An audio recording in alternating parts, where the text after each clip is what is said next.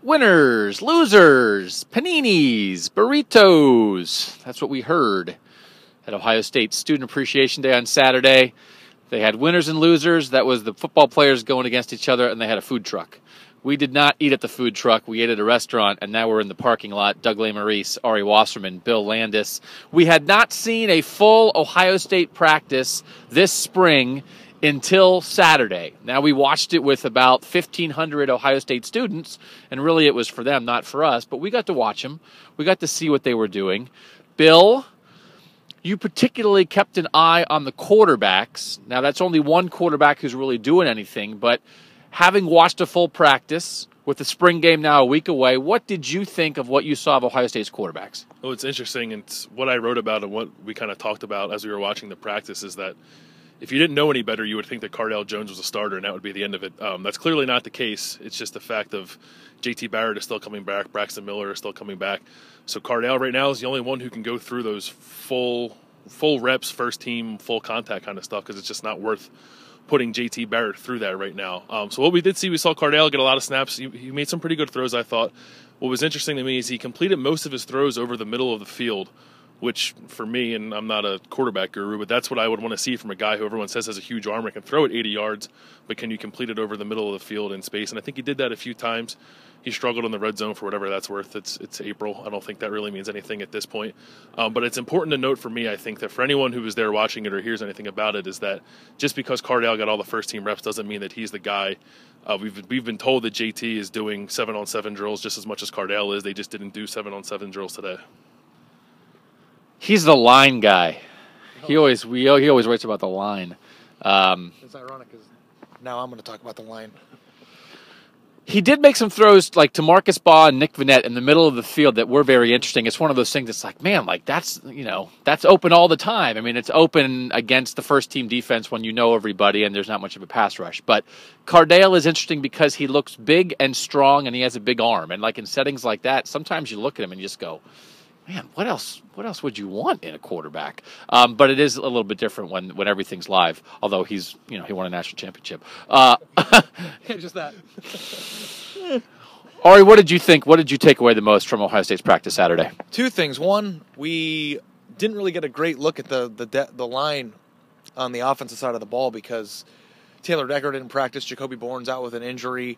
Just a few other guys that just – I mean, we got to look at a lot of the younger guys. The one thing I will say about the line is Chase Ferris does seem to be the front runner right now, but he did struggle with Joey Bosa. Everybody struggles with Joey Bosa. I think that at right tackle, that's about the best getting thrown into the fire you're going to get anywhere in the country. Yeah, and I think for the most part he looked pretty solid, but it was really hard for the offense to really get going because they don't have their line in front of them. They're mixing guys in like Marcellus Jones and Kyle Trout and freshman Evan Lyle. So it'll be interesting to see in the fall when those guys get to come together. But the most exciting thing that I think that we witnessed was just the overall depth of playmaking ability on the offensive line, on the offensive side of the ball. And you know what I'm obsessed with? Playmakers. And, without, Devin Smith was there, but he is gone. Evan Spencer's gone. Michael Thomas was out this spring with a sports hernia. We got to see some of the younger guys, and it'll be interesting to see where Jalen Marshall ends up. We'll write about that a little bit later this week. And just some of the other young playmakers. It's just there's so many. Curtis Samuel got pushed outside a little bit, and there's a lot of versatility out there with the wide receiver position, and we don't really know who it's going to be, so that's going to be fun. Noah Brown caught a deep ball. Paris Campbell working in that slot spot, got a little action. On the defensive side of the ball, I'm intrigued by what they're going to do in the middle of the defensive line. We know Adolphus Washington's back. They're trying to replace Michael Bennett. And again, it was hard, as you mentioned, to sort of judge it because the offensive line has some holes because they're resting guys and of injuries. But Tracy Sprinkle and Donovan Munger were two guys who did make some plays from the tackle spot, getting some pressure. Stephen Collier got knocked around, man. Like, they had the black jersey on Cardale. Nobody can hit him. JT Barrett and Braxton Miller are hurt. But Stephen Collier's the next quarterback in line, and they just let people tee off on him. So he got sacked a couple times. Those guys did get some pressure. Tyquan Lewis didn't work in with the main scrimmage drills at defensive end. We'd heard that he's the other starting defensive end opposite Joey Bosa. So we saw a lot of Jalen Holmes, a lot of Sam Hubbard. Those are two young guys that they're high on. They got a little action in there. You know, the linebackers look good. I thought that was interesting that a lot of it, I think, on a day like Saturday is like just how does stuff look?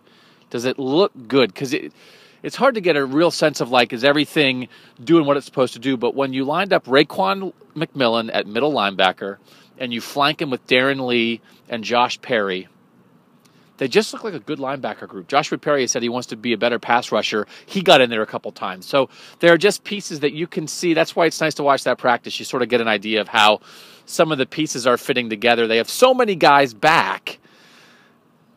We're not really looking for new stuff, right, Bill? I mean, a lot of it is very familiar, but it's still sort of interesting to watch it fit. Yeah, a team coming off a national championship, I mean, you have to ask the question, how can they get better? And that's what we've been kind of gearing toward all spring. And you look for, I guess, like you look for little things. You don't look for big picture. How is this defense going to, or this offense going to be completely different from what it was a year ago? But I think you mentioned Raekwon. How is he fit in the middle now that he's the guy there and he doesn't have to split with Curtis Grant?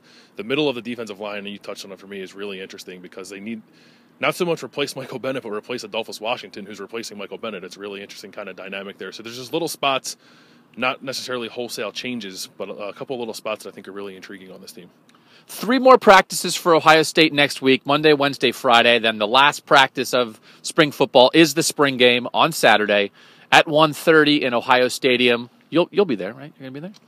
You're going to be at the spring game? Yeah, I suppose I'll make some time. We'll be there.